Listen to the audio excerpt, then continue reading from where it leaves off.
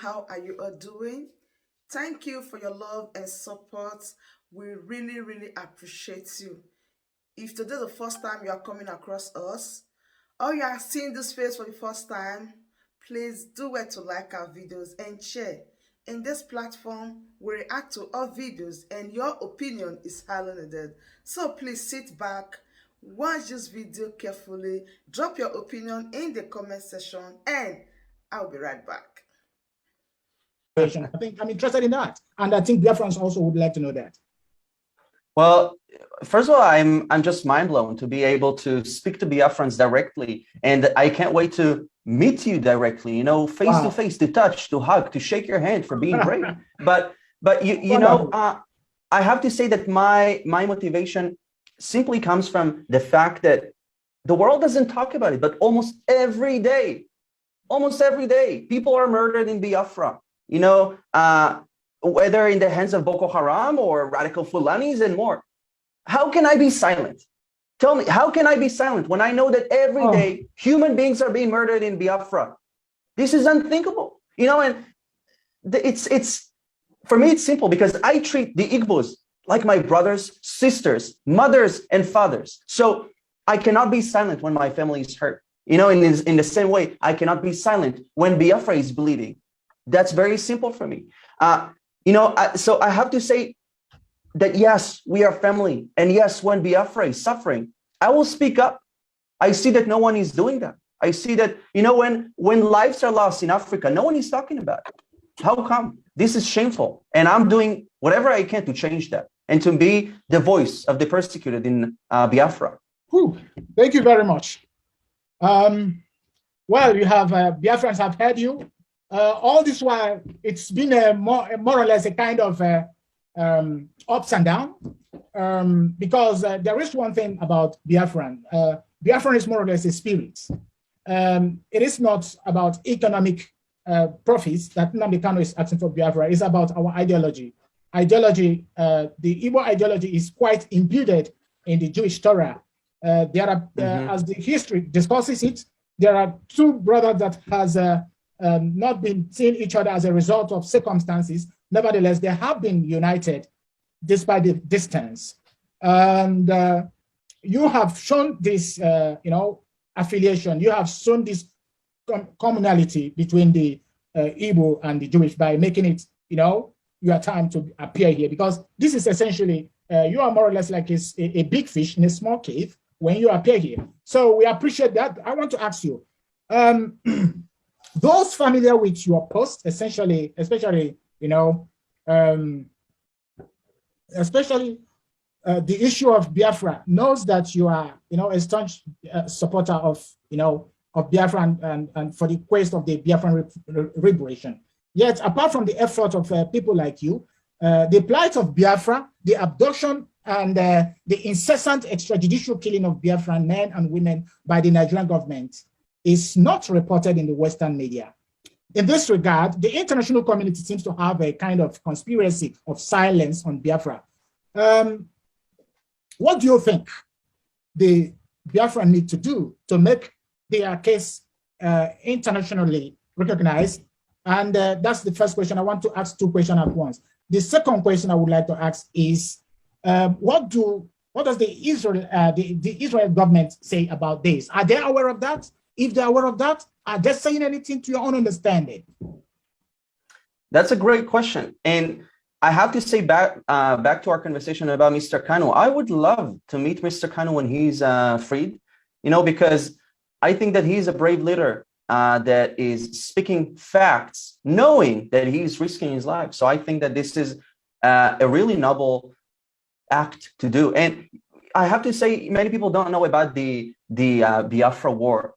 You know, that over 1 million people were killed, mostly starved to death. And, you know, when most countries refused to help Biafra in 1967, in the critical days of Biafra, when you needed help the most, Israel was there to help. And, you know, I want you guys to remember that when you were in these critical times, when you needed help the most, we had 1967, it's the year Israel had the 6-day war. We were in tough, challenging times, and yet we stood by the Biafra nation, and we provided humanitarian assistance.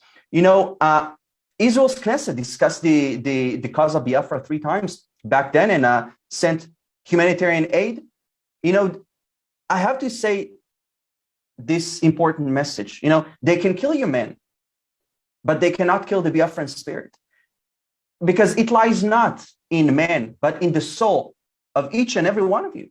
And the will to be free and to not be oppressed is inside of each and every Biafran. And people don't talk about the Nimbu massacre that occurred in 2016 with the Fulani men massacring villagers. Let's face the truth. Buhari is a criminal.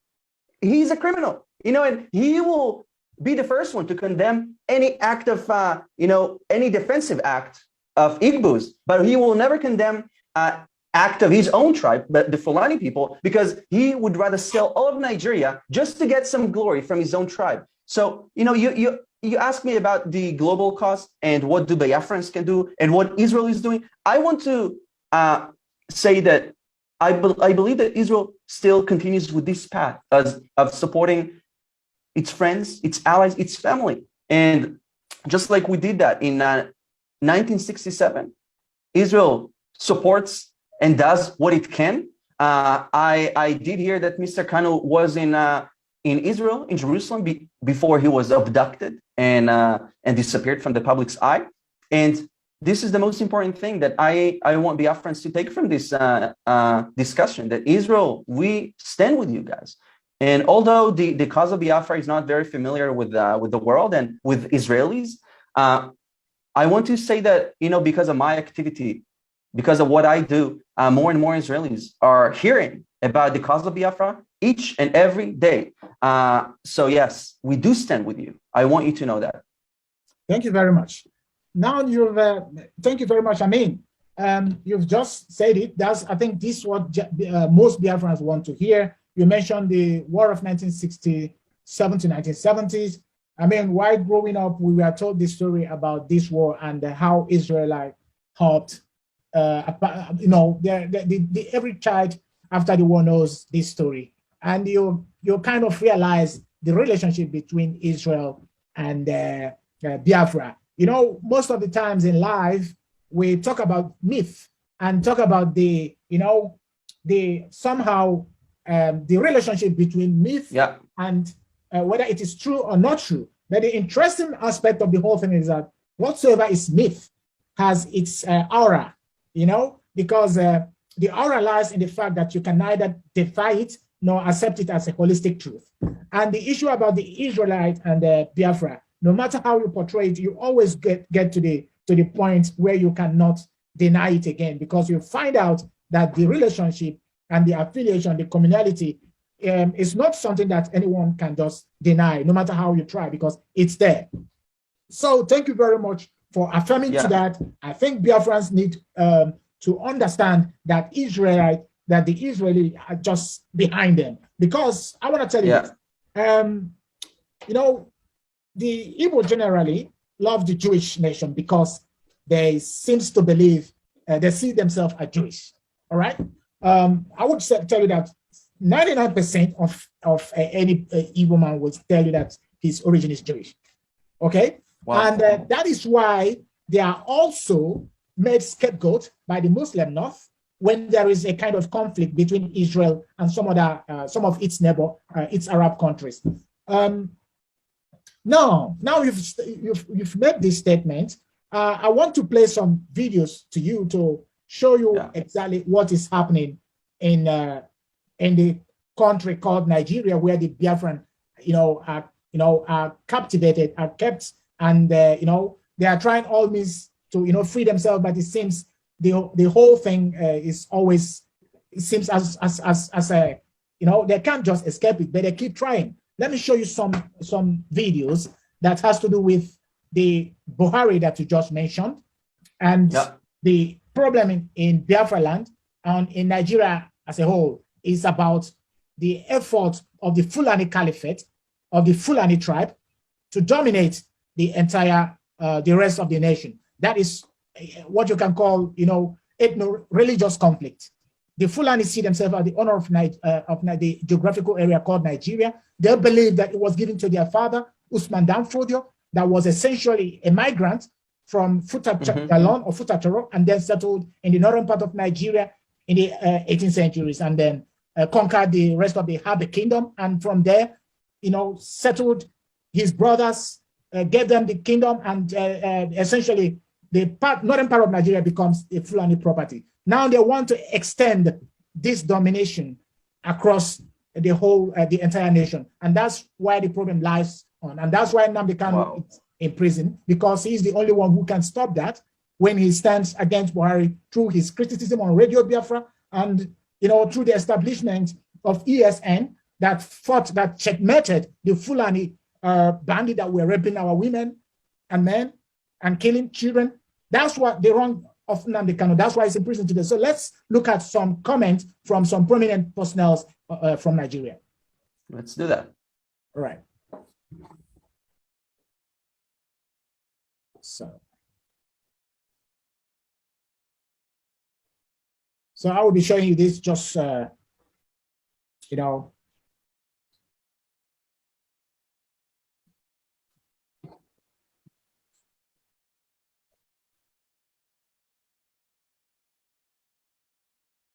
just a minute. Oh.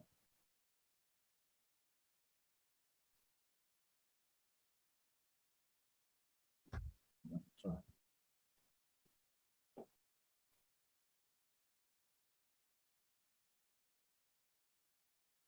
Okay, this is, however, a very small video, but what you are seeing there, I don't know.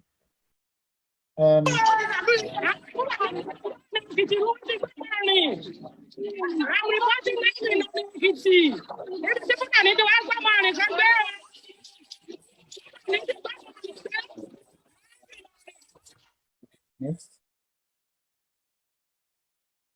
Okay, so this is just a small clip of some women from the southern part of Nigeria. She said she's reporting from Ekiti that they are being persecuted by the Fulani. That's essentially what it's saying. So I'm going to show you just small clips, about 4 of them, so that you have a kind of happened. This is what happened. This is the children of the Ipob that starved to death, that were victims of this war. But I have to say that people think that this war is over. Most people think that, Biafrans are no longer suffering because there was the war back then, no longer happening. But I have to say that the suffering of Biafrans still exists. You guys are suffering from discrimination, from occurring raids on your cities, villages, towns, where men, just like you said, men, women, and children are brutally murdered, raped, or almost every day. And people don't talk about this issue. So I have to say that Biafrans need to tell the story of Biafra. I've seen many horrible videos. I've seen a lot of blood in photos and videos. Tell the story of Biafra. Tell what's happening there. Because the world needs to hear this story. And as an Israeli Jew, I consider you my brothers and sisters, and I will always continue to stand and to tell the truth and to speak of your suffering. And on the top of that, I also want to say that I wish that I could visit you guys. I wish that I could meet you in your Biafra land, Igbo land. But I also don't want to get arrested myself by the DSS. So I am doing my best to be careful. I mean, when we start getting people like you talking about it, I think we're gonna get there, because we have series of killing in Biafra land that nobody's talking about. I can just give you a brief, chronology of what have happened. For example, Biafrans were killed by the Nigerian security apparatus. That was in Emene, that is called Emene Massacre. That was in 23rd August 2020. In this case, over 21 people were killed and 47 arrested. Also, there is the so-called Mpo Massacre.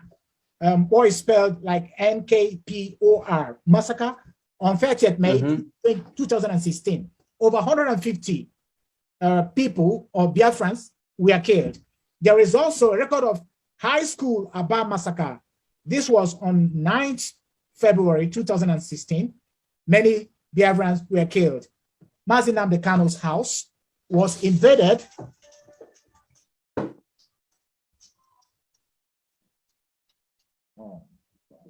Mazi Nnamdi Kanu's house was invaded 14th September 2017. 28 people were killed and a pet dog as well. So there is also the Obibo massacre. This happened, took place 23rd October 2020.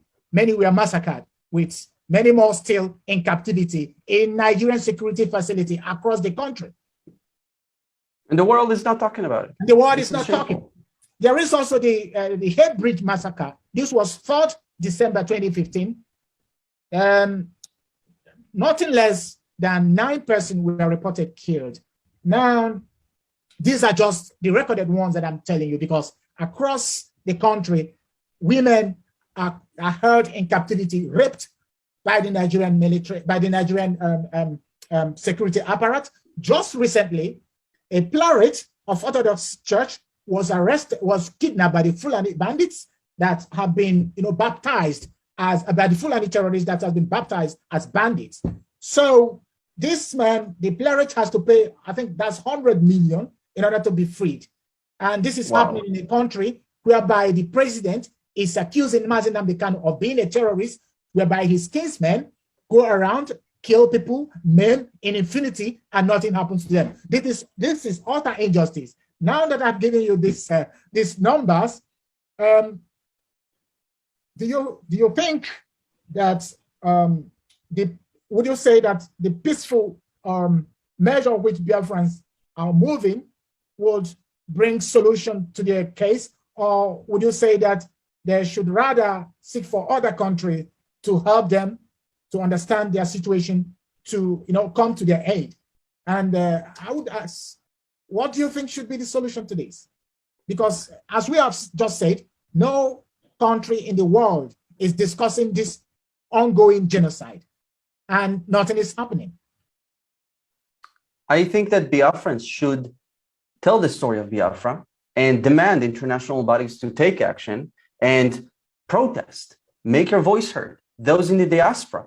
But also remember that while you ask for other countries to assist you and to stand with you with assistance, humanitarian assistance and votes, I also want you guys to remember that if Biafrans don't stand for themselves, no one will stand for them. That's the unfortunate truth. If you will not stand up for yourself, no one will do that for you. Same thing for us, the Jews. If we don't stand up, us here in Israel, if we don't stand up for ourselves, if we don't fight back with the truth, no one will do it for us. So I think that we are sharing this mutual issue, that we want people to hear the facts and we want them to be, knowledgeable of what's happening, because this is just unthinkable that almost every day people are murdered and no one is talking about it. So I think that, to conclude this topic, I want to say that more and more people are waking up, and it is because we are together. We are united together. I see that. I see that on social media when I discuss with you guys, that you guys feel more encouraged to see that more people talk about the suffering, and that you feel like you have a friend and a voice. And this is what matters the most. I think that the case of Biafra should be heard internationally, but at the same time, Biafrans should stand up for themselves. Thank you very much. That is the final word. Biafrans should stand up for themselves. That brings us to the end of this update. Do well to like the video, share, and subscribe. Thank you very much for always tuning in. I really do appreciate. Share the video and tell your friends about this platform, because the best thing or the best place for you to be is here. Turn on the bell icon so that whenever I drop a new boost like this, you'll be the first to notify. Thank you once again and remain blessed.